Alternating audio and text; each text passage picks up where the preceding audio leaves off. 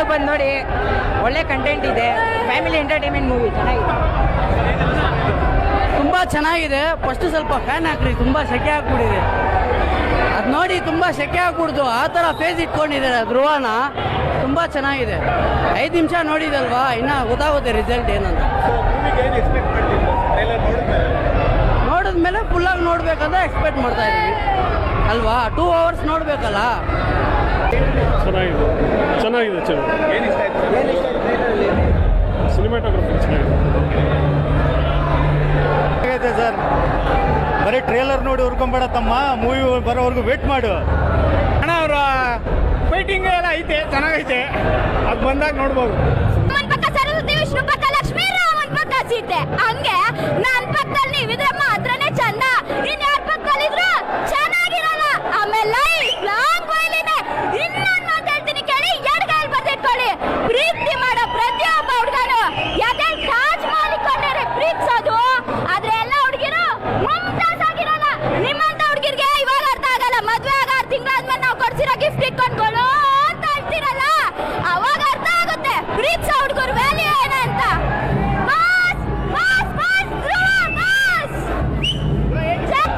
ಪಾಕಿಸ್ತಾನವನ್ನು ಒಡೆದಾಡುವ ಸೈನಿಕರ ನಾಡಾಗಿದೆ ಇದು. ಜೈ ಶ್ರೀರಾಮ್. ಸುನಾಮಿ ಸಖತ್ತಾಗೈತೆ ಗುರು. ಇಂಟರ್ನ್ಯಾಷನಲ್ ಫಿಲಮು, ಕನ್ನಡ ಫಿಲಮ್ ಅಂತಾನೆ ಹೇಳಕ್ಕಾಗಲ್ಲ. International next level. ಅಕ್ಟೋಬರ್ 11 ಎಲ್ಲ ನೋಡ್ಬೇಕು ಎಲ್ಲರೂ. ಜೈ ಆಂಜನೇಯ.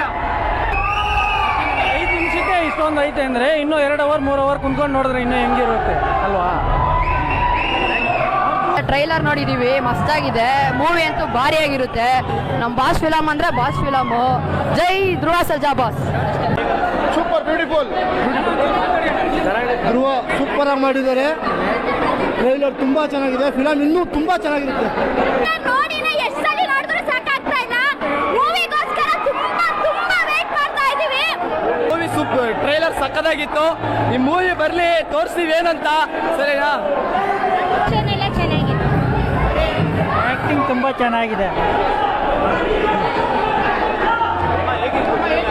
ಸೂಪರ್ ಆಗಿತ್ತಪ್ಪ, ಇಷ್ಟ ಆಯ್ತು. Dhruva Sarja super. Is Indian tattoo super. Super. Dhruva Sarja picture super ಆಗಿದೆ.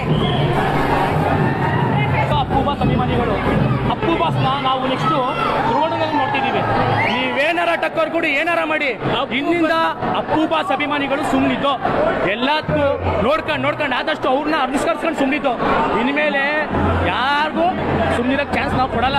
ನೀವೇನಾರ ಕಂಟ್ರೋಲ್ ಮಾಡಿ ಟ್ರೋಲ್ ಮಾತ್ರ ಬಿಡಲ್ಲ. ನೀವೇನ್ ಬೇಕಾದ್ರೂ ಮಾಡ್ಕೊಳ್ಳಿ, ನಾವು ಯಾರಿಗೂ ಬಿಡಲ್ಲ.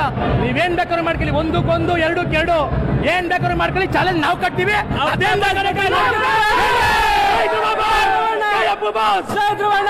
ಕನ್ನಡ ಇಂಡಸ್ಟ್ರಿ ತುಂಬಾ ಚೆನ್ನಾಗೈತೆ. ದೇಶದ ಬಗ್ಗೆ ಎಲ್ಲ ಮಾತಾಡೋರೆ, ಅದಕ್ಕೆ ನಮ್ಗೆ ತುಂಬಾ ಇಷ್ಟ ಆಗೈತೆ.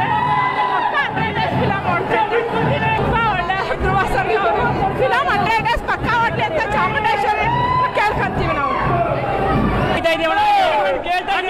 ಅಂತಿರೋ ಬಜಾರ್ ನಮ್ದು, ನಾವು ಬರ್ತೀವಿ ಅಂತ. ಈಗ ಬರಕನ್ನಿ ಥಿಯೇಟರ್ ಮುಂದೆ ಫ್ಯಾನ್ಸ್ ನ ನೋಡಿ ಉಚ್ಚಾರಿಕ ಹೋಗ್ಬೇಕು. ಹಂಗೈತೀಗ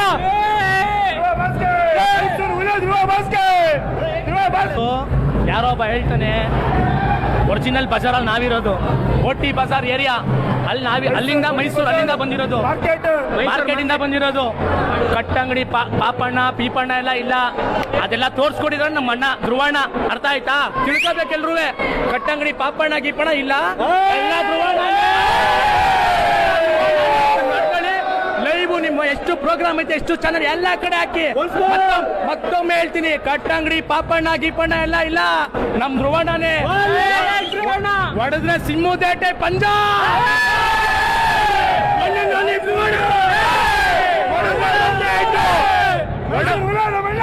ಹೊಡೆದ್ರೆ ಒಂದೇ ಇಟ್ಟು ಅಪ್ಪು ಬಾಸ್ ಅಭಿಮಾನಿಗಳು ಇವತ್ತು ಧ್ರುವಣ್ಣನ ಜೊತೆ ಇದ್ದೀವಿ. ಅದೇನ್ ಬೇಕಾದ್ರೂ ಮಾಡ್ಕೊಳ್ಳಿ, ಇಲ್ಲ ಕರ್ನಾಟಕ ಜೋಳ. ಟ್ರೈಲರ್ ಬ್ರೋ ಹೇಗಿತ್ತಿರೋದ್ಕಿಂತ ಹೂವೇನು ಮಾಡ್ಕೊಳಕಾಯ್ತಲ್ಲ 6 ಇಂಚಲ್ಲಿ ಇತ್ತು. ನಾವು ಎಕ್ಸ್ಪೆಕ್ಟ್ ಮಾಡಿದ್ವಿ, ಬಟ್ ನಾವು ಏನು ಎಕ್ಸ್ಪೆಕ್ಟ್ ಮಾಡಿದ್ದು ಅದಕ್ಕಿಂತ 100 ಪಟ್ಟಷ್ಟು ನೋಡಿದ್ದೀವಿ. ಒಂದಂತ ಹೇಳಕ್ ಇಷ್ಟಪಡ್ತೀನಿ.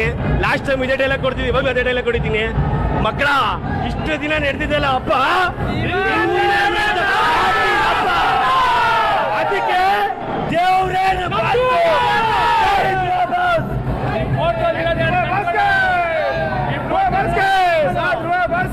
ಕೋರ್ಟಲ್ಲಿರೋದು ನಮ್ಮ ಎರಡು ಕಣ್ಗಳು, ಒಂದ್ ಕಣ್ ನಮ್ಮಿಂದ ಹೋಯ್ತು ಅಂತ ನಾವ್ಯಾವತ್ತೂ ಫೀಲ್ ಮಾಡಿಲ್ಲ. ಅವ್ರು ಯಾವತ್ತು ನಮ್ಮ ಜೊತೆಗೆ ಅವ್ರೆ. ಅಲ್ಲಿ ನೋಡಿ ಅಲ್ಲಿ ಕೈ ಮಾಡ್ಗವ್ರೆ, ನಾನು ಇದ್ದೀನಿ ಅಂತ. ಯಾವುದೇ ಕಾರಣಕ್ಕೂ ಬಿಟ್ಕೊಳ್ಳಲ್ಲ. ಕರ್ನಾಟಕದಲ್ಲಿ ಎಷ್ಟು ಜನ ಅಭಿಮಾನಿಗಳವ್ರೆ, ಅವ್ರ ಮನ್ಸನ್ನ ಧ್ರುವಣ ಗೆದ್ದೇ ಗೆಲ್ತಾರೆ. ಆಲ್ರೆಡಿ ಗೆದ್ದಾಗಿದೆ, ನಮಗ್ ಗೊತ್ತು. ಜೈ ಆಂಜನೇಯ.